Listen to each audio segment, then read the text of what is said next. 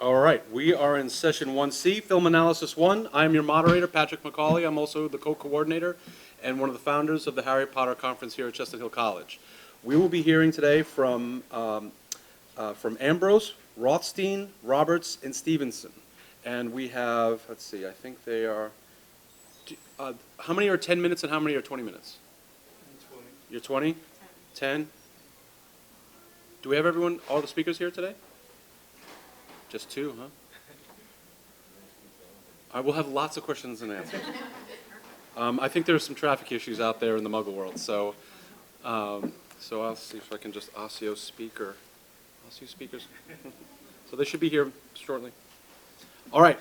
So the first I would like to announce is Jeff Ambrose is going to talk about mixed messages, gender stereotypes, and the Goblet of Fire. Jeff, you ready to go? Yeah. All right. Is it okay to turn the light up? Absolutely. The floor is yours. Hi.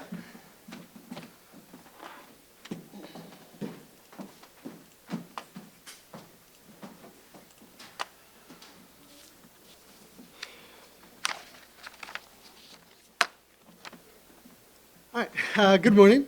As a student here at Chestnut Hill College, 7 years ago, I wrote my senior thesis on the Harry Potter series. Then at graduate school at the University of Vermont, I did the same. Since then, I've been teaching for 5 years at Delaware County Community College, where I created and have taught a Harry Potter class. So I'm a very big, passionate fan of the series. But as much as I love the books and know that they are great literature, the series is definitely not perfect. And this applies even more so to the films, where they have to cut so much. So today, I would like to speak about stereotypes and unconscious attitudes toward gender, not just in the movies, but what it represents about our society and culture. I often read praise from students and critics on how the series celebrates diversity, all genders, races, ages. And that is true. It does, most of the time.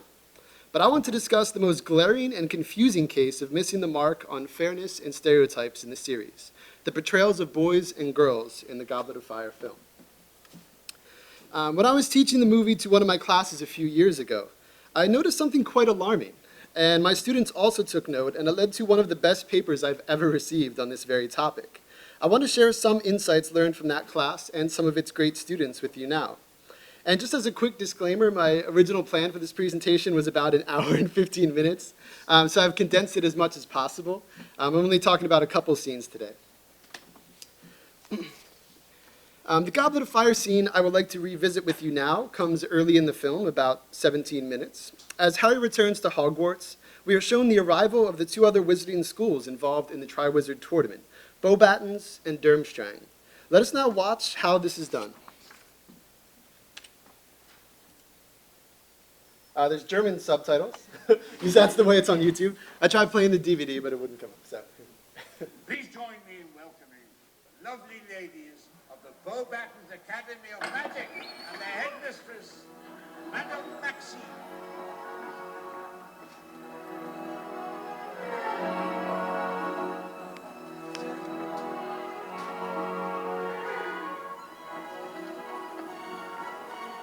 Bloody hell.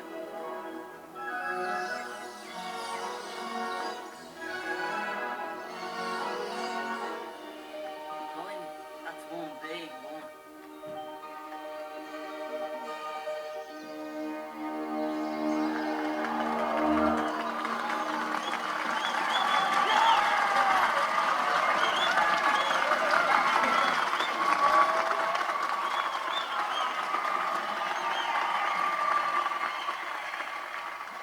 And now our friends from the north, please greet the proud sons of Durmstrang and the High Master Igor Karkaroff.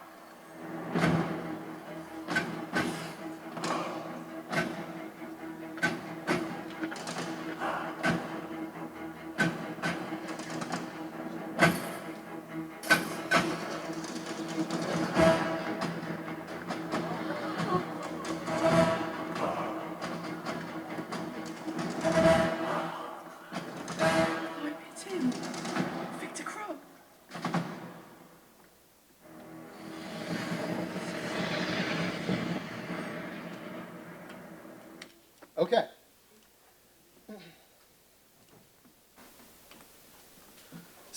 Think of how and why this scene offends you or does not.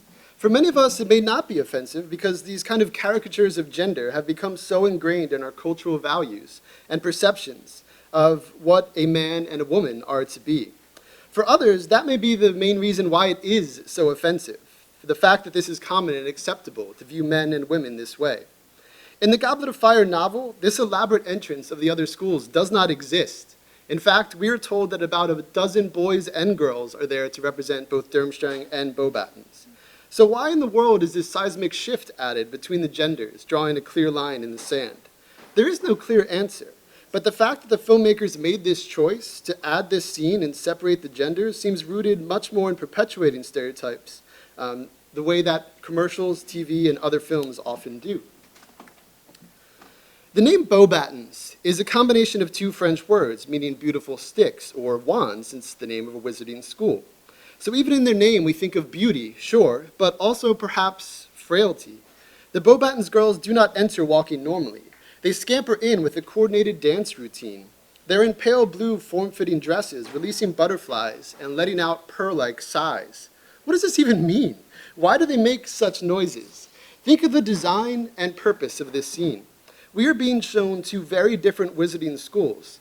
And the first one we see are a group of young women holding out their arms and making borderline sexual groans.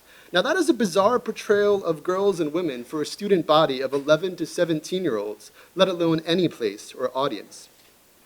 As they enter the hall on their tippy toes like ballerinas, the camera zooms in on the girls' butts. Again, why? Can it be explained away by puberty? Was it supposed to be funny?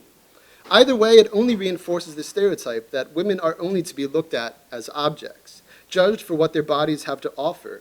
The movie, in several instances, such as when Harry and Ron are looking for a Yule Ball date, places a strong focus on these girls' looks and sex appeal, rather than their personalities or skills.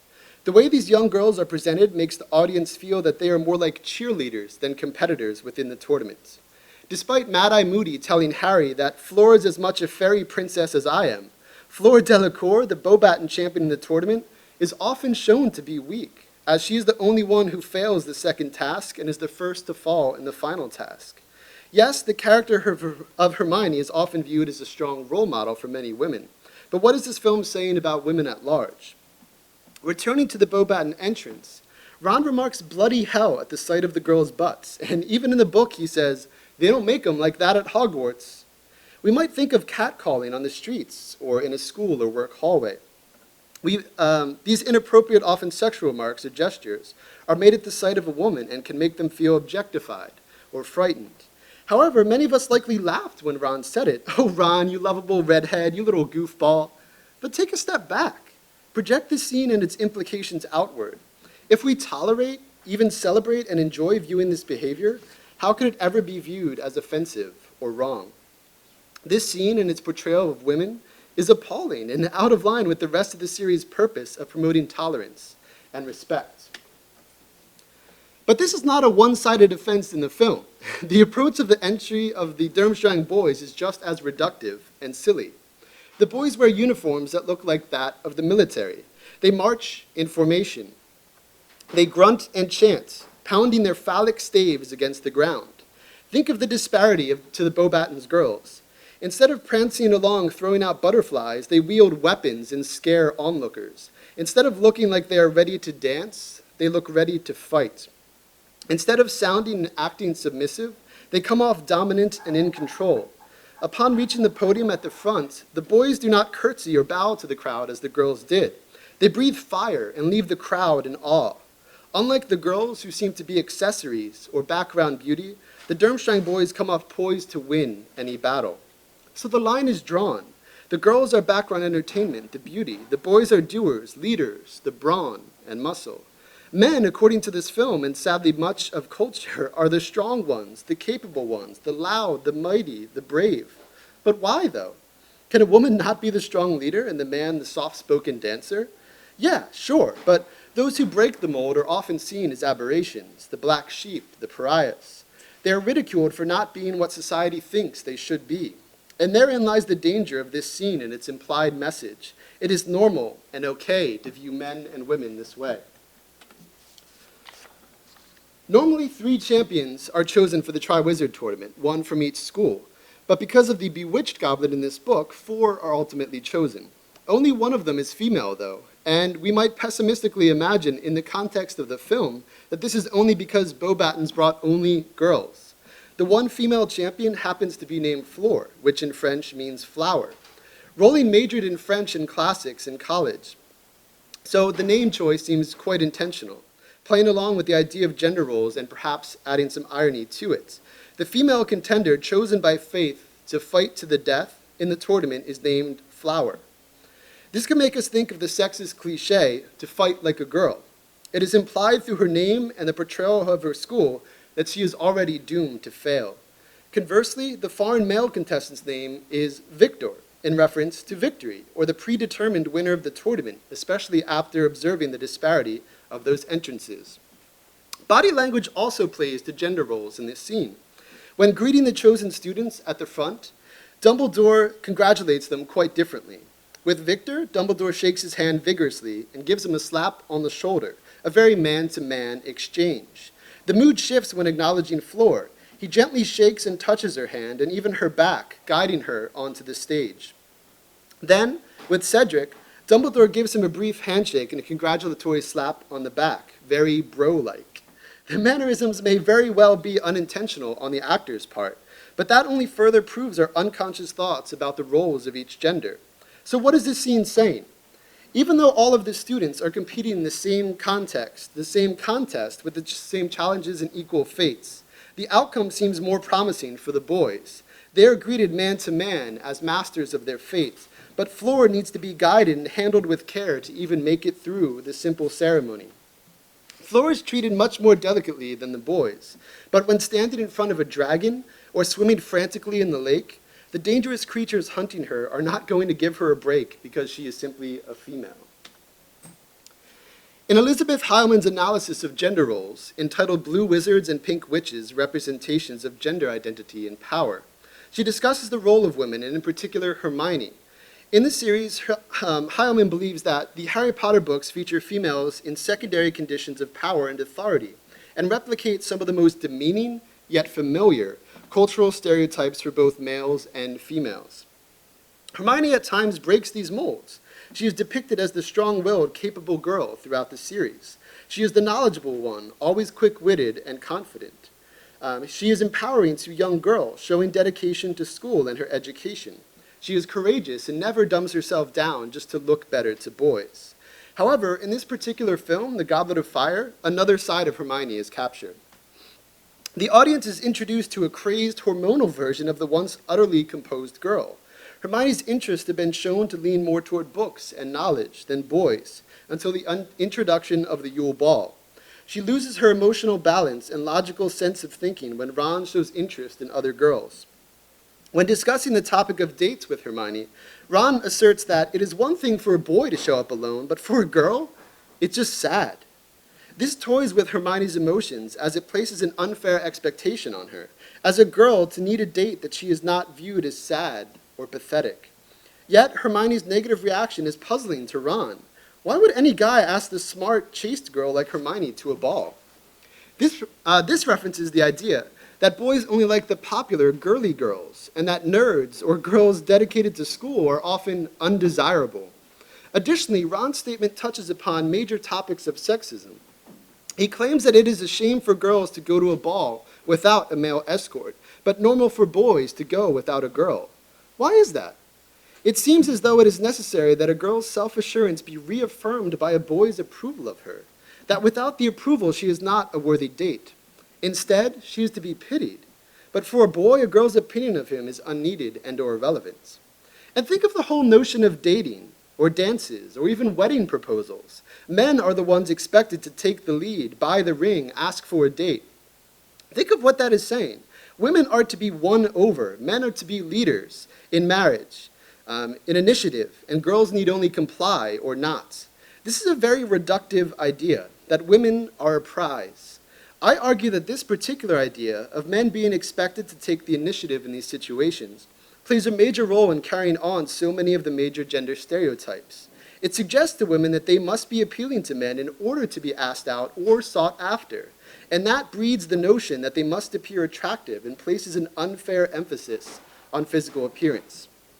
This is an extremely dangerous example to set for young girls exposed to the series, that their self-worth is predetermined by a boy's idea of what is worthy or desirable. Meredith Cherland further exemplifies the gender inequality represented between Ron and Hermione in her essay, Harry's Girls, Harry Potter and the Discourse of Gender. She writes, "Together, Hermione and Ron enact the binary of male-female and of rational-irrational.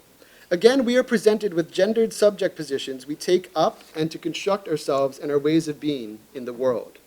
Though Hermione is illustrated as the knowledgeable one in the series and Ron is the foolish one, he still holds power over Hermione and her emotions. Exposure to themes of gender roles in books and films, of course, do not render them true, but such immersion can have a profound reinforcing effect on viewers, not just young ones. Children may see depictions from their heroes within films, those they look up to and hope to emulate, and may reenact all the wrong things. Though there is much criticism to the illustration of women's roles within the Goblet of Fire, it seems within reason that Rowling's intention may have been quite the opposite. Rowling does not make any extreme social statements without a very clear and exact purpose. By showing what so many perceive as right or normal, we instead now realize how unfair and ridiculous these stereotypes and expectations are. Children can be positively or negatively impacted by what they are exposed to in the classroom and in literature. They are taught society's values and beliefs through such mediums, and are easily influenced at times by such. To the untrained eye, these depictions exemplify normalcy and can teach all the wrong things to children. In a consumer-driven society where children are sold on pink and dolls for girls and blue and sports for boys, literally since birth, the evident distinctions between what a woman should be and what a man should be are often based off of stereotypical archetypes. Girls should be taught that they are just as capable as boys, wearing a skirt or not, and boys should be exposed to all toys, colors, and perspectives growing up. So just as I believe Rowling is actually saying, even though there are these negative portrayals in this film, it's up to you to understand this final message, as I'm sure most of you here already do. Do not conform to the media's portrayal of a man or a woman. Never accept that men are the leaders, the strong ones, the providers, the ones with initiative. Never accept that women are the submissive, the reserved, the weak, or the emotional. Men can be reserved and emotional, and that does not make them feminine. Women can be strong and providers, and that does not make them more like a man. More than anything else, be you and be proud of that, as Rowling shows us again and again. You are not here to fit in or make others feel comfortable or happy. Instead, you could be the real-life Luna Lovegoods or Neville Longbottoms. Or maybe you do fit the model of what the media says is a man or woman. And of course, that's fine too. Be the real-life Cedric Diggory's or Ginny Weasley's. But no matter what, do it for the right reasons and because, of course, you want to. As the very bold and unique Oscar Wilde said, be yourself, because everyone else is already taken. Thank you for your time.